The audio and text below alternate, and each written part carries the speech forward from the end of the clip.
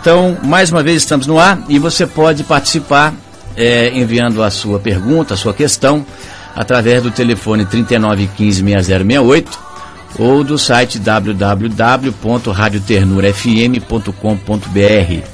Eu queria mandar um abraço a você agora nesse momento, que Deus te abençoe, e a partir de agora nós estamos aqui respondendo a sua questão, aquilo que você tem dúvida. Você tem alguma dúvida acerca da palavra de Deus, da Bíblia, ou algum assunto espiritual que diz respeito, né, obviamente, à fé cristã? Então tá aí esse canal aberto para você enviar a sua pergunta. Hoje eu vou tentar colocar em dia aqui as perguntas de ontem. Ontem foi demais, meu irmão. Choveu perguntas aqui. Vamos tentar colocar em dia. E assim como eu tenho prometido, né? Pode mandar a sua pergunta. Às vezes você envia a pergunta no dia e espera a resposta e ela não vem naquele dia que você mandou. Mas todas as perguntas, elas ficam aqui comigo, tá?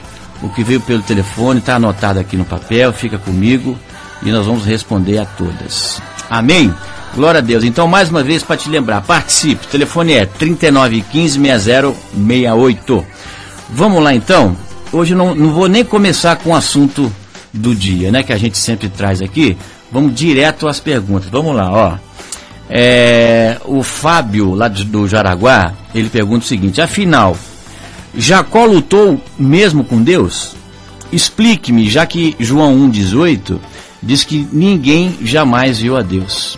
Muito bem, vamos lá, o Fábio, não sei se é Fábio ou se é Fábia, mas vamos lá, olha, Gênesis 32, o que a Bíblia está dizendo lá para nós? Gênesis capítulo 32, diz assim a partir do versículo 22. E levantou-se aquela mesma noite e tomou as suas 2 mulheres e as suas 2 servas e os seus 11 filhos e passou o val de Jaboque. E tomou e fê-los passar o ribeiro e fez passar tudo que tinha. Jacó, porém, ficou só e lutou com ele um varão até que a alva subia. E vendo que não prevalecia contra ele, tocou a juntura de sua coxa e se deslocou a juntura da sua coxa, Jacó lutando com ele. Então, olha só, Jacó lutou com um varão, que obviamente era um anjo de Deus. Aí lá no final, depois que ele luta ali com aquele varão e acaba sendo ali ferido na juntura da sua coxa, aí que ele agarra ali o anjo e diz que, que primeiro ele fosse abençoado por ele, que depois ele poderia ir, né? Então ali no versículo 30, aí Jacó vai dizer, e chamou Jacó o nome daquele lugar, versículo 30, Peniel, porque dizia: tenho visto a Deus face a face e a minha alma foi salva. Então isso aqui foi a definição que Jacó deu, mas Jacó lutou com um varão, com um anjo de Deus. Amém? Glória a Deus. Vamos lá. Tem irmão que mandou aqui, de uma vez só, num e-mail só, veio 5 perguntas. Então vamos tentar resolver isso aqui rapidamente. Olha só. O Ezequiel pergunta o seguinte: acreditar em sonhos e buscar pelos seus significados é pecado? Olha só, Ezequiel, Deus fala em sonhos, né? Aliás, José, ele interpretou sonhos e que depois se cumpriram e foi exatamente aquilo que ele interpretou. Salomão também, né, foi visitado por Deus em sonhos. Então, claro, Deus se manifesta através de sonhos. O que nós precisamos discernir é se aquele sonho que você teve, ele é da parte de Deus ou não. Agora, como é que você vai discernir isso? Se você é espiritual ou não. A Bíblia diz em Coríntios o quê? Que aquele que é espiritual discerne bem tudo.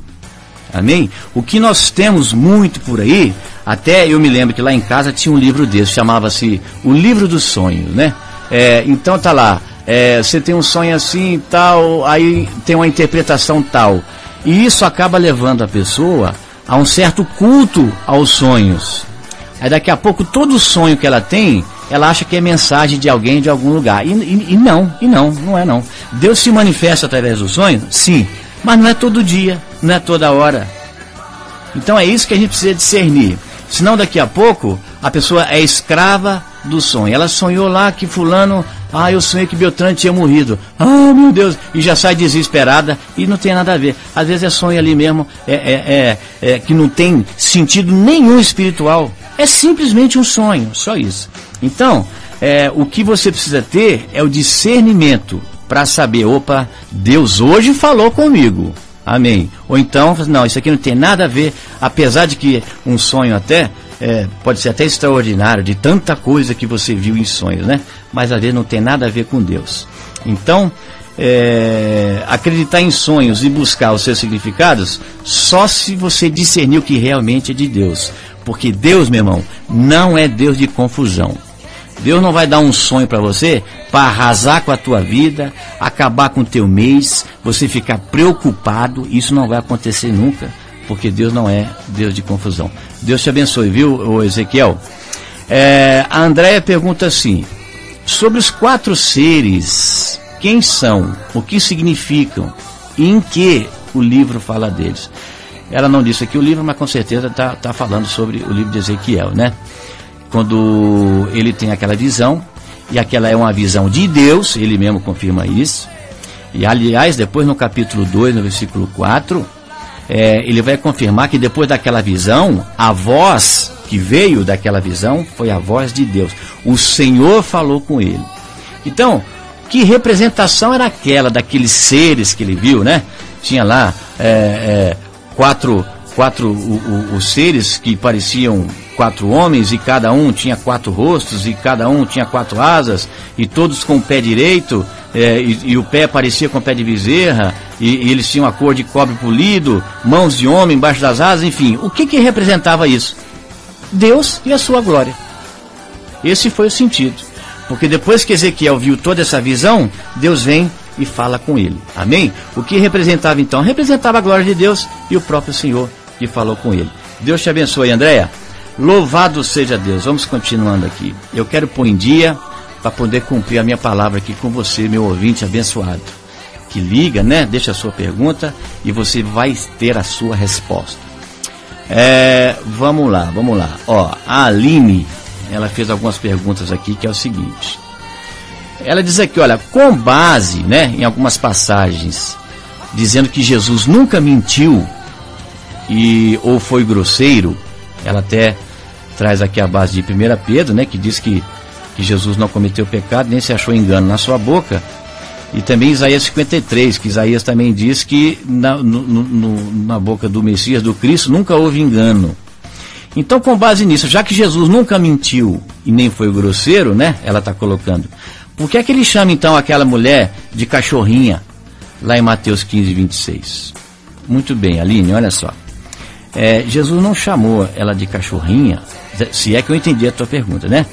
Mas ele faz ali, Jesus traça ali um cenário que é o seguinte. Jesus ele veio para os judeus, porque os judeus é o povo de Deus da primeira aliança. Então ele veio. Então, quando aquela mulher cananeia chega para ele e diz que a filha dela estava terrivelmente endemoniada e pede a Jesus Cristo que fizesse alguma coisa, que operasse ali um milagre e livrasse a filha dela, ele se vira para ela e diz o seguinte, olha, não é bom, não é certo tirar o pão dos filhos e deitá-lo aos cachorrinhos, né? Em alguma versão melhor, até na King James, está trazendo o cachorrinho de estimação. Ou seja, então Jesus pinta o quadro ali. Tem ali o pão, que é a salvação, que é o alimento. Tem ali os filhos, que significam os judeus. E tem ali os cachorrinhos, que significam os gentios, né? Que eram os não-judeus. Então o que Jesus está dizendo é o seguinte, olha, eu não posso tirar o pão, né, do judeu, eu não posso dar ao gentil aquilo que eu vim trazer para o povo de Deus. Em outras palavras, foi isso. E ela, quando ouviu isso, o que ela responde? Senhor, mas os cachorrinhos se alimentam das migalhas que têm caído da mesa dos seus donos. Quando Jesus ouve isso, o que ele declara? Vamos abrir lá? Mateus 15, 26. Então aqui ele diz assim, ele, porém, respondendo, disse, não é bom pegar no pão dos filhos e deitá-los aos cachorrinhos. E ela disse, sim, Senhor, mas também os cachorrinhos comem das migalhas que caem da mesa dos seus senhores. Então respondeu Jesus e disse, ó mulher, grande é a tua fé. Seja isso feito para contigo como tu desejas. E desde aquela hora, a sua filha ficou sã.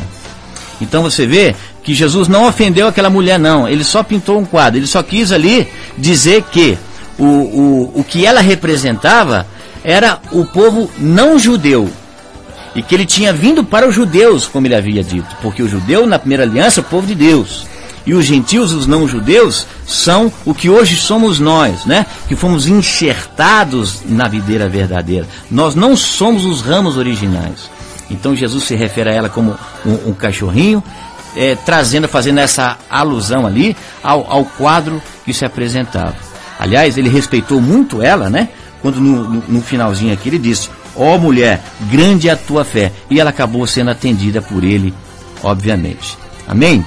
Glória a Deus. Então vamos lá. Aí depois ela pergunta aqui o seguinte, se Jesus também nunca mentiu e nem foi grosseiro, por que ele amaldiçoou a figueira? Bom, muito bem, meus irmãos, essa passagem que Jesus, lá em Mateus 21 e também em Marcos 11, ele amaldiçoa aquela figueira, quando ele vai chegando nela ali, e ele só encontra folhas naquela figueira, não tinha figos. Aliás, nem era tempo de figos, e Jesus sabia disso, obviamente. Então Jesus chegando ali, ele só vê as folhas, porque o que acontece? Na Palestina, a figueira, né, antes que ela vai dar folhas, aparecem alguns frutos um pouco menores, que é até a alimentação de camponeses ali na região. Então esses frutos aparecem antes das folhas, mais ou menos em fevereiro, aí lá para março, uns quebradinhos, que vai aparecer então as folhas. Quando Jesus chega ali e vê que as folhas já estão lá, e a figueira não deu nem aquele fruto temporão, ele amaldiçoa aquela figueira. Mas não porque ele ficou bravo ou porque Jesus foi mau, porque dali ele vai ensinar aos discípulos, né? Mostrando mais lá embaixo, inclusive em Marcos 11, quando os discípulos voltando, e eles veem ali que a figueira está completamente seca. Então, inclusive, Pedro chama a atenção de Jesus e disse assim, mestre, eis que a figueira que tu amaldiçoaste se secou.